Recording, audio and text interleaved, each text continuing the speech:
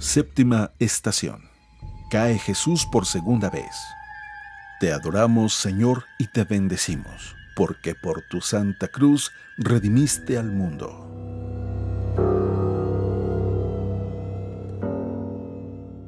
Ya fuera de la muralla, el cuerpo de Jesús vuelve a abatirse a causa de la flaqueza, cayendo por segunda vez entre el griterío de la muchedumbre y los empellones de los soldados. La debilidad del cuerpo y la amargura del alma han hecho que Jesús caiga de nuevo. Todos los pecados de los hombres, los míos también, pesan sobre su humanidad santísima. Fue Él quien tomó sobre sí nuestras enfermedades y cargó con nuestros dolores, y nosotros le tuvimos por castigado, herido de Dios y humillado. Fue traspasado por nuestras iniquidades y molido por nuestros pecados. El castigo de nuestra salvación pesó sobre Él, y en sus llagas hemos sido curados. Desfallece Jesús, pero su caída nos levanta, su muerte nos resucita. A nuestra reincidencia en el mal responde Jesús con su insistencia en redimirnos, con abundancia de perdón. Y para que nadie desespere, vuelve a alzarse fatigosamente abrazado a la cruz. Que los tropiezos y derrotas no nos aparten ya más de Él. Como el niño débil se arroja compungido en los brazos recios de su padre, tú y yo nos asiremos al yugo de Jesús. Solo esa contrición y esa humildad transformarán nuestra flaqueza humana en fortaleza divina. Cae Jesús por el peso del madero, nosotros por la atracción de las cosas de la tierra. Prefiere venirse abajo antes que soltar la cruz. Así sana Cristo el desamor que a nosotros nos derriba. Ese desaliento, ¿por qué? ¿Por tus miserias? ¿Por tus derrotas a veces continuas? ¿Por un bache grande que no esperabas? Sé sencillo, abre el corazón, mira que todavía nada se ha perdido. Aún puedes seguir adelante y con más amor, con más cariño, con más fortaleza. Refúgiate en la filiación divina. Dios es tu Padre amantísimo. Esta es tu seguridad, el fondadero donde echar el ancla. Pase lo que pase en la superficie de este mar de la vida, y encontrarás alegría, resiedumbre, optimismo, victoria. Me has dicho: Padre, lo estoy pasando muy mal, y te he respondido al oído: toma sobre tus hombros una partecita de esa cruz, solo una parte pequeña, y si ni siquiera aún así puedes con ella, déjala toda entera sobre los hombros fuertes de Cristo. Y ya desde ahora repite conmigo: Señor, Dios mío, en tus manos abandono lo pasado y lo presente y lo futuro, lo pequeño y lo grande, lo poco y lo mucho, lo temporal y lo eterno, y quédate tranquilo. En alguna ocasión me he preguntado qué martirio es mayor, el del que recibe la muerte por la fe de manos de los enemigos de Dios, o el del que gasta sus años trabajando sin otra mira que servir a la iglesia y a las almas y envejece sonriendo y pasa inadvertido. Para mí, el martirio sin espectáculo es más heroico. Ese es el camino tuyo. Para seguir al Señor, para tratarle, hemos de patearnos por la humildad como se pisa la uva en el lagar. Si pisoteamos la miseria nuestra, que eso somos, entonces Él se aposenta a sus anchas en el alma. Como en Betania, nos habla y le hablamos en conversación confiada de amigo. Padre nuestro, que estás en el cielo, santificado sea tu nombre. Venga a nosotros tu reino. Hágase tu voluntad en la tierra como en el cielo. Danos hoy nuestro pan de cada día. Perdona nuestras ofensas, como también nosotros perdonamos a los que nos ofenden.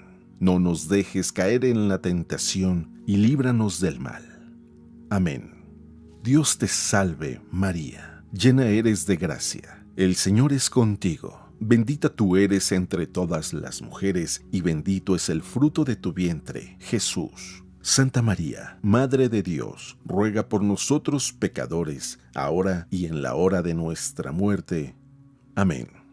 Gloria al Padre, y al Hijo, y al Espíritu Santo, como era en un principio, ahora y siempre, por los siglos de los siglos.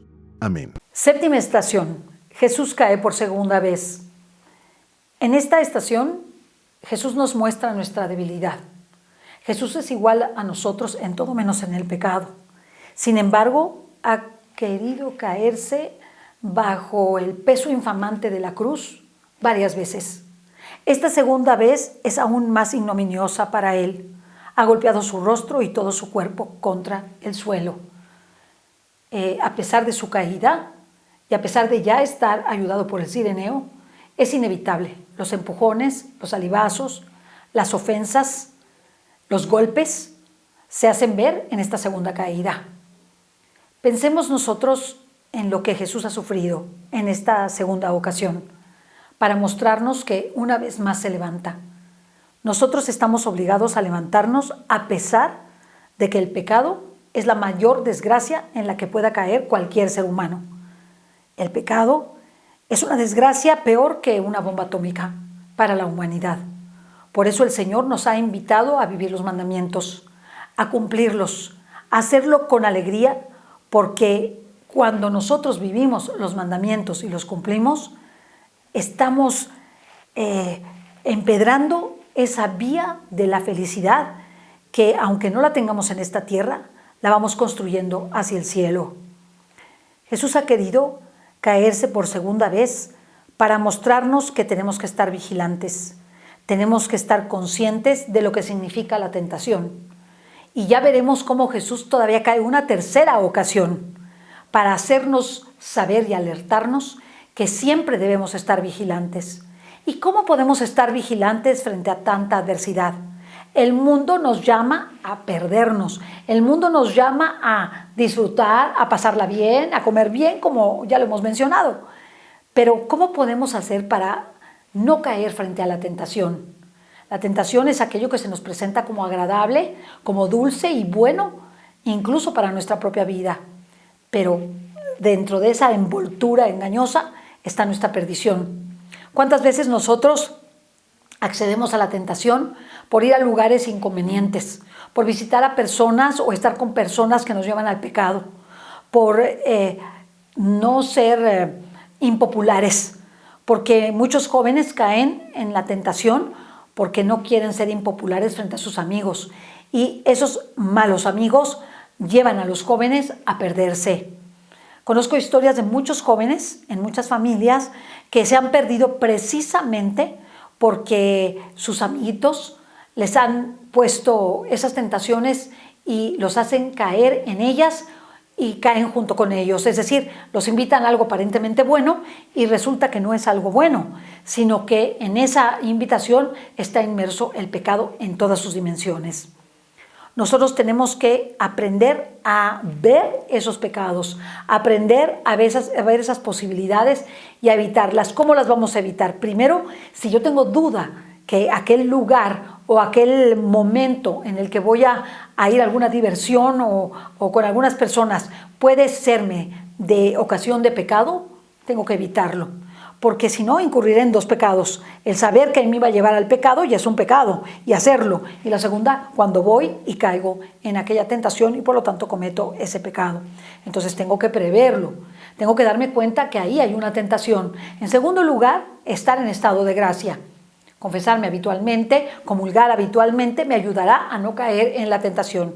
Y en tercer lugar, permanecer siempre en oración, preguntarle a Jesús y preguntarle a la Virgen: si tú fueras esa persona, fueras mi persona, ¿irías a esa fiesta? ¿Irías con ese amigo, esa amiga o ese novio o esa novia? ¿Tomarías esa actitud de ir a ese lugar? ¿Qué tú harías, Jesús? ¿Me conviene ir o no? ¿Debo ir o no?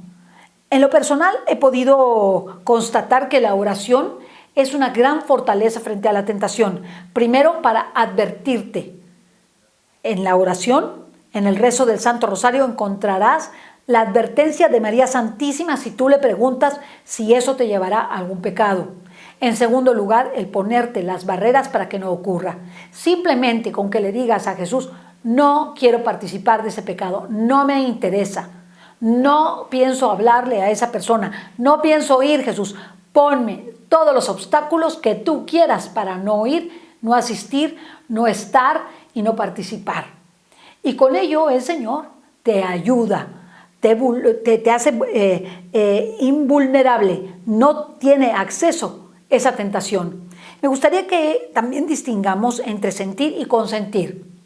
Una cosa es sentir la tentación, sentir ese llamado para hacer algo contrario a la ley de Dios, contrario a nuestro estado como personas casadas, solteras o consagradas, o aquello que es un pecado capital.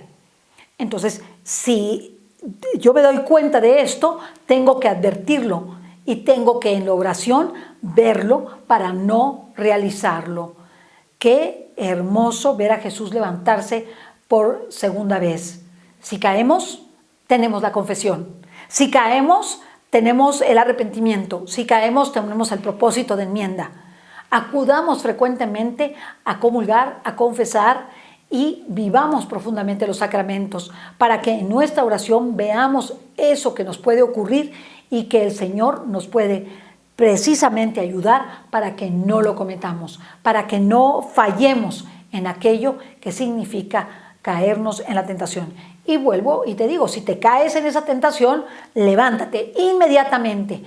No dilucides por qué te pasó, cómo te pasó, ni le des más vueltas. Acude a la confesión arrepentido y pídele al Señor que no te vuelva a suceder y estate siempre alerta. Cuando uno está atento y alerta, no ocurre esto. ¿Por qué? Porque tu espíritu está más vivo.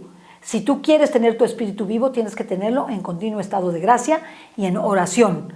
Y eso evitará que caigas en el pecado. ¿Y cómo hacer que los jóvenes no les suceda? Advirtiéndoles y haciéndoles saber que Jesús está con ellos, que María está con ellos y que si tienen dudas de algo que los puede llevar a ofender a Dios, que le pidan a Jesús y a María en ese momento. No me lo permitas.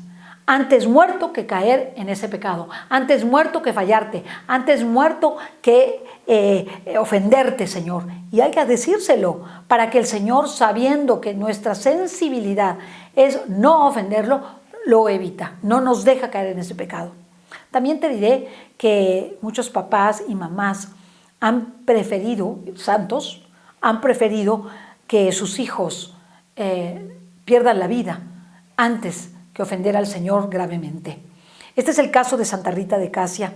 Santa Rita de Casia le pidió al Señor una vez que su esposo había sido asesinado por unos maleantes, ya que él había cometido muchos actos contrarios a la ley, contrarios a Dios, y había incluso participado en asesinatos, pues a pesar de la conversión de su padre, estos gemelos de Santa Rita de Casia, una vez que es asesinado su padre, prometen y juran vengar la muerte de su padre. Enterada de esto, Santa Rita le pide a Dios con todo fervor: antes de ver a mis hijos asesinos, te pido que te los lleves. Así fue como sus gemelos se enferman de una enfermedad del tiempo, ¿verdad? Virulenta, y pierden la vida. Pero aquellos muchachos se arrepintieron de aquel mal deseo y murieron en olor de santidad, gracias a las oraciones y sacrificios de Santa Rita de Casia.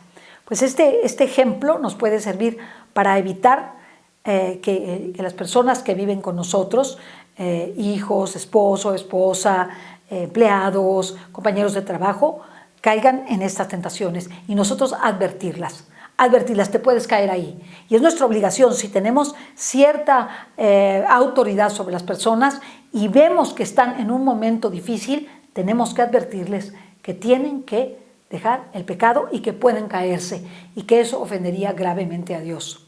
Pues bien, el ejemplo de Jesús en esta segunda caída aún más dolorosa, está más cansado, más extenuado. A veces las tentaciones nos llegan en momentos donde estamos mucho más cansados, donde ya estamos a veces hasta cegados por ese cansancio, estamos ya totalmente sin capacidad para poder dilucidar ni siquiera que se trata de una tentación, pero usemos de la oración, porque en la oración nosotros tendremos la capacidad, a pesar de que nuestras fuerzas estén casi terminadas, de poder advertirlo, de huir de la tentación, de no admitirla y lograr pasar esa gran prueba que, si la pasamos, nos fortalecerá en muchas virtudes, nos ayudará a tener experiencia sobre la vida de la gracia y nos estrechará en nuestra relación con Jesucristo nuestro Señor y el amor que debemos tenerle para no ofenderle más. Que esta segunda caída de Jesús nos ayude a levantarnos con más fuerza y a evitar a toda costa el pecado. Que Dios te bendiga.